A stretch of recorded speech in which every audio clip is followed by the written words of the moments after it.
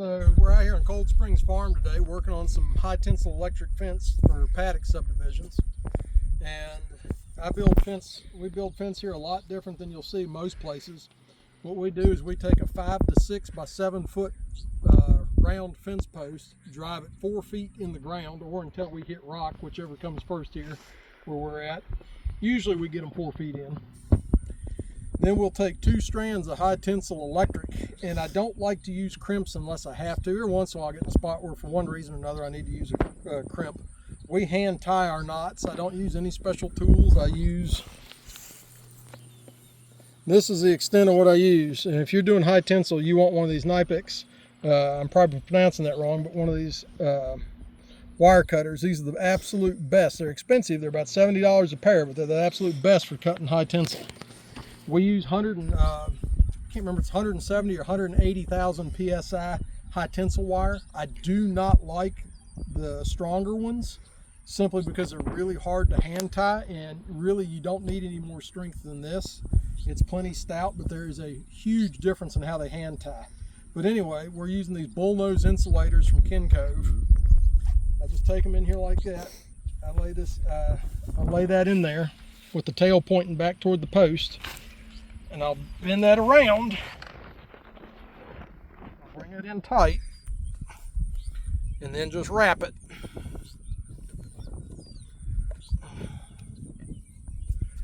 And then you can just usually pop that right off. I don't even use the cutters a lot of times, and you see it gives a nice clean termination knot, and that's tight. Now I'm going to sit there. We use on these interior fences like this, and on exclusion, if we're down near a road, we use 4 strands. But on interior fencing and interior exclusion fencing, we use 20 and 32 inch wire spacing. So our bottom strand will be at 20 inch. So I'll just take it and I'll set that right there at 20. I'll get the fence staple. And you don't want to drive these staples on hard to the fence. You don't want to tighten them down on there. You want that to be able to move some. And there's a difference in fence staples. I should have showed you on this, but these have 2 barbs on there on the steeples, which is for softwood, which these posts are pine. So you can see I have not driven that down on there snug.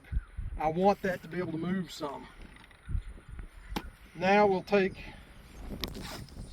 the fence wire itself, which we've just run. This is probably, I don't know, 1,000 foot in this run. We only put our post, and with 2 wires, we don't, and the post driven this deep, we do not need brace posts. If you had softer soils, maybe, but in these heavy clay soils that we have here, brace posts are not needed. We're not that high up on the post, so it saves a lot of time and money in building posts. And you'll see when we come through here that we're going to do 30 foot post spacing. So and we just pace it off. Our stride is about 10 feet. So, about 3 feet. So we'll take 10 paces and plant a post. The only places that we'll have these wood posts are on corners, dips, or rises. Just because the timeless fence posts that we'll use in between, they flex too much to be used with that, in anything but a straight line. So we use those as interposts between the wood, but still 2 wires, but we'll cover those in a little bit. Here's how we put this on. We grab our bullnose insulator, run that through. Again, I'm going to take about a palm width, and I'm going to bend that into an L. You saw how easy that is. Just bend that right there. Then I'm going to take this other and pull it. I'm going to pull this tight. Now that I've got that cinched down on there like that, it's easier if you've got somebody that will hold that back for you, but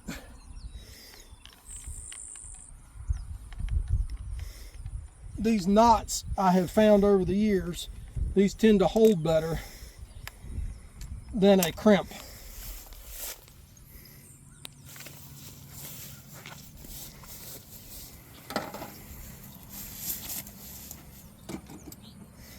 Now we'll go on a straight run like this. Everybody does their fence a little different.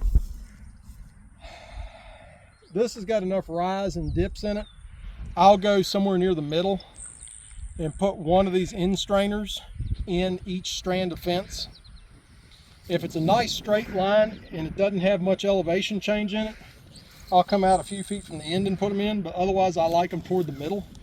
If I've got a lot of bends in a fence on a long run, I'll use more than one. I don't use springs anymore, the tension springs. I started out using those 20 years ago. Don't really find a need for them. This is more than sufficient if done right.